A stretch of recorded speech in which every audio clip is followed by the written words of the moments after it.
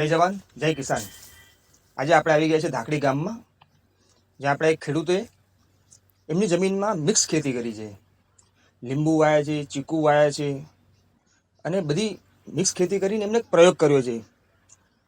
કેવી રીતના કરે છે ખેતી, શું ઉપયોગ કરે છે અને કેટલી આવક અને કેટલો ખર્ચ થાય છે એમની દ્રષ્ટિએ આપણે એમની બધી વિગત લેશું અને મળીએ હવે આપણે ખેડૂતને।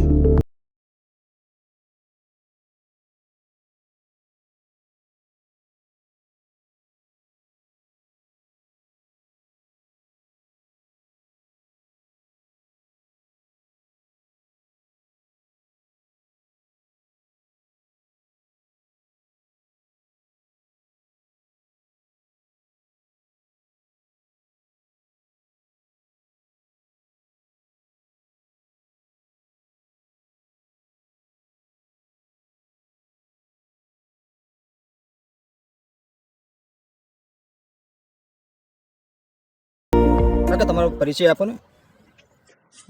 મારું નામ પટેલ ગિરીશ કુમાર નાથાલાલ, ગામ ધાકડી, તાલુકો વિરંગામ, જિલ્લો અમદાવાદ।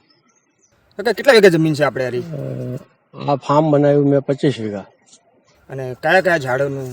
25 વીઘા જમીનમાં 12 વીઘામાં દાડમ છે અને 12 વીઘામાં મિક્સ ખેતી। એમાં લીંબુ 350 ઝાડ, ચીકુ 80 ઝાડ, જામફળ 6 નંગ અને આંબા એ 6। એટલે કેરી થાય છે આપણા વિસ્તારમાં? હા, કેરી બતાવું તમને, બહુ સરસ છે અને આંબાનું રિઝલ્ટ પણ સારું। કાકા તમને બધો વિચાર ક્યાંથી આવ્યો? બસ હું ખેતી, મારા બાપ દાદાની ખેતી ખરી, પણ હું જાતે ખેતી કરતો નહીં અને એવું થયું કે આ બીજું બધું કર્યા કરતાં આપણી બાપ દાદાની જે જમીન છે એમાં કંઈક નવી ખેતી આપણે કરીએ એ વિચાર કરી અને પછી બાગાયત ખેતી તરફ ધ્યાન આપ્યું અને એમાં પ્રયત્નો કર્યા અને અમારા 6 વર્ષથી પ્રયત્નો ચાલુ છે એ નવું કંઈક આપણી જમીનમાં કરીએ। કાકા તમે બધા છોડ ક્યાંથી લાવ્યા, ભેગા કર્યા બધા આટલા ખજાના? હું લાવ્યો પહેલા ડીસા ગુજરાત યુનિવર્સિટીમાંથી, પછી આણંદ કૃષિ યુનિવર્સિટીમાંથી આંબા, ચીકુ, જામફળ એ બધા છોડ હું આણંદથી લાવ્યો અને દાડમના લાવ્યો ડીસા ગુજરાત યુનિવર્સિટીમાંથી। એટલે બહુ રિઝલ્ટ સારું છે અને મેં મિક્સ ક્રોપમાં અત્યારે હાલ મારા ફાર્મની અંદર આંબા, મોસંબી, ખારેક અને હમણાં ગઈ સાલ મેં સફરજનના 5 છોડ લાઈન લગાવ્યા છે। હા, એટલે છોડનું રિઝલ્ટ બહુ સરસ છે। એમાં ફ્લાવરિંગ ચાલુ થઈ ગયું છે, પણ આવતી સાલ એમાં સફરજન બેસશે એવા અમને એવું લાગે છે કે આવતી સાલ 100% સફરજન આવશે। તમે ગાયોને એવું રાખો ખરા? હા, ગાય પહેલાં હું 3 ગાયો હતી, 2 વાસળી હતી અને ગાય આધારિત ખેતી 80% બધું ગાય આધારિત ખેતી જ કરું છું। એટલે જીવામૃતનો ઉપયોગ? હા, ઓર્ગેનિક ખેતી વધારે રસ લઈ અને હવે આવતા વર્ષોમાં તો સંપૂર્ણ ઓર્ગેનિક ખેતી તરફ જ ધ્યાન છે અને રાસાયણિક બિલકુલ અત્યારે જે થોડો ઘણો દવાનો ઉપયોગ કરીએ છીએ એ બંધ કરી દેવાનો છે। એટલે એમ કહી શકાય કે આપણે ઓર્ગેનિક ફાર્મ જ બનાવવાના સંપૂર્ણ પ્રયત્નો છે। આપણા ખેડૂત એમ કે છે કે દવાઓ છાંટવી પડે? ના, એવું નથી। અમે અત્યાર સુધી બધી દવાઓનો ઉપયોગ કર્યો જ છે અને દવાઓના ઉપયોગ કરતા એવું રિઝલ્ટ કંઈ મળતું નથી અને ભારે અત્યારે ખર્ચાળ દવાઓ થઈ ગઈ। એના કરતાં જીવામૃત તમે એનો 10 પાણી અર્ક એ બધું બનાવી અને જો તમે એનો નિયમિત છંટકાવ કરો તો રાસાયણિક દવા જેવું જ રિઝલ્ટ મળે છે। અને બાપ દાદા આપણા પહેલાં રાસાયણિક ખાતરનો ઉપયોગ કરતા જ નહોતા, એ આપણું ગાયોનું, ભેંસોનું દેશી છાણ એનો જ ઉપયોગ કરતા, એ જ ખાતર ભરતા અને જમીનમાં ઉપજ થતી જ હતી। મેં જ્યારથી ફાર્મ બનાવ્યું ત્યારથી ગાય હું લાવ્યો જ છું। એટલે ગાય આધારિત ખેતી કરવી પડશે, ગાય બચાવવી પડશે। આપણે ગાયોનું એક સેવાય થાય અને આપણી જમીનમાં એ ગાયોના લીધે આપણને ઉપજ મળે, એ ખેડૂતને તો એ સારામાં સારું જ છે પ્રોફિટ। લગભગ મારી જમીનમાં હું એવા પ્રયત્ન કરું બાગાયતી કોઈ પણ ઝાડ આપણે આપણા ફાર્મમાં હોય લોકોને એમાંથી કંઈક પ્રેરણા મળે કે આપણા એરિયામાં આપણા વિસ્તારમાં મહેનત કરો અને ગાય આધારિત ખેતી કરો તો બધા છોડનો વિકાસ થાય એ 100%ની વાત છે. એટલે હમણાં હું તમને ફાર્મની વિઝિટ કરાવું, ત્યાં સફરજનના છોડ કેવા થયા છે, ખારીકના કેવા થયા છે, મોસંબી કેવી છે, બધાએ તમને છોડ બતાવું. ચીકુની સિઝન ક્યારે ચાલુ થાય? સિઝન ચીકુ આવે ઉનાળામાં, એ દિવાળી પછી આમાં ફ્લાવરિંગ ચાલુ થાય. દિવાળી પછી. અને તમે વેચવા માટે રાખો છો કે પોતાના ખાવાને? બે એટલે ખાવામાં વપરાય, પણ ચીકુના છોડ ઝાડ વધારે છે એટલે બજારમાં પણ ચીકુનો સપ્લાય કરીએ છીએ. જોકે ચીકુ વેચવામાં અમને તકલીફ નથી પડતી, વેપારી આવીને ઉચક લઈ જાય છે. અમે ઝાડ ઉપર જ આપી દઈએ છીએ કે એક ઝાડના આટલા રૂપિયા, એ રીતે.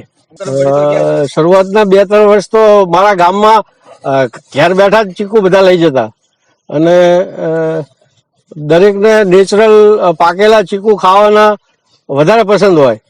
મારે જે ચીકુ હું પકવું એ ચીકુ નો સ્ટોક થાય નહીં, લોકોને પાછું જવું પડે ભાઈ ચીકુ નથી તો અમારા 2 કિલો 5 કિલો રાખજો પાકે, એટલે એ રીતનું બધું ચાલતું હોય.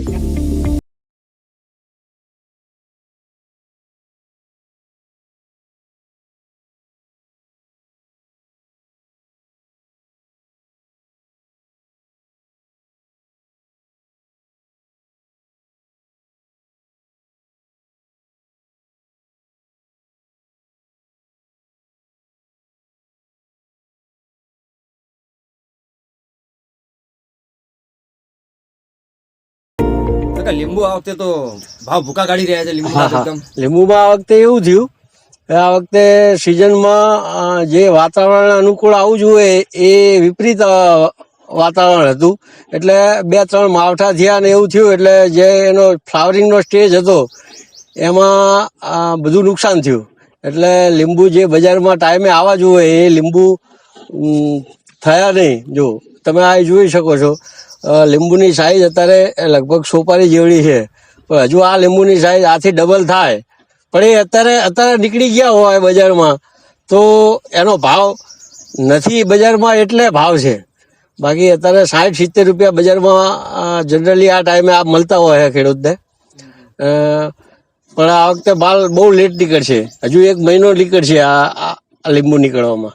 અને આ તો આ માવઠું નડી ગયું બધાને? હા, માવઠાના 2-3 થયા, એમાં અનુકૂળ વાતાવરણ ના રહ્યું એને, એટલે ફ્લાવરિંગ બે વખત ફ્લાવરિંગ આવેલું ડ્રોપ થઈ ગયું. બધાને આવું થયું એટલે બજારમાં બધાને આ તકલીફ છે. એટલે આ માર્કેટમાં શું હોય, માલ જ નથી, એટલે આ ભાવ એટલે છે કે આ 300-400 રૂપિયા કિલો ભાવ ના હોય. જનરલી 80-70-80 રૂપિયા બજારમાં આપણને માલ ઉનાળામાં મળે, કદાચ 100 રૂપિયા મળે, પણ એથી વધીને ના મળે.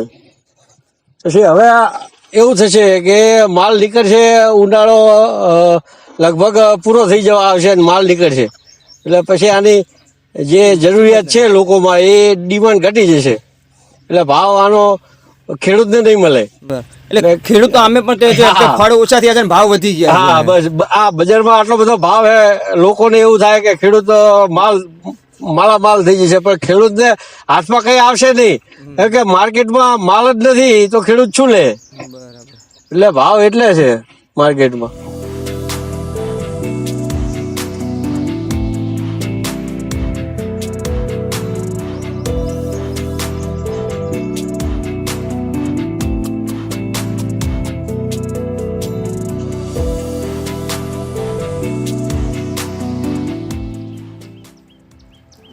ખારીકની હજુ શરૂઆત છે.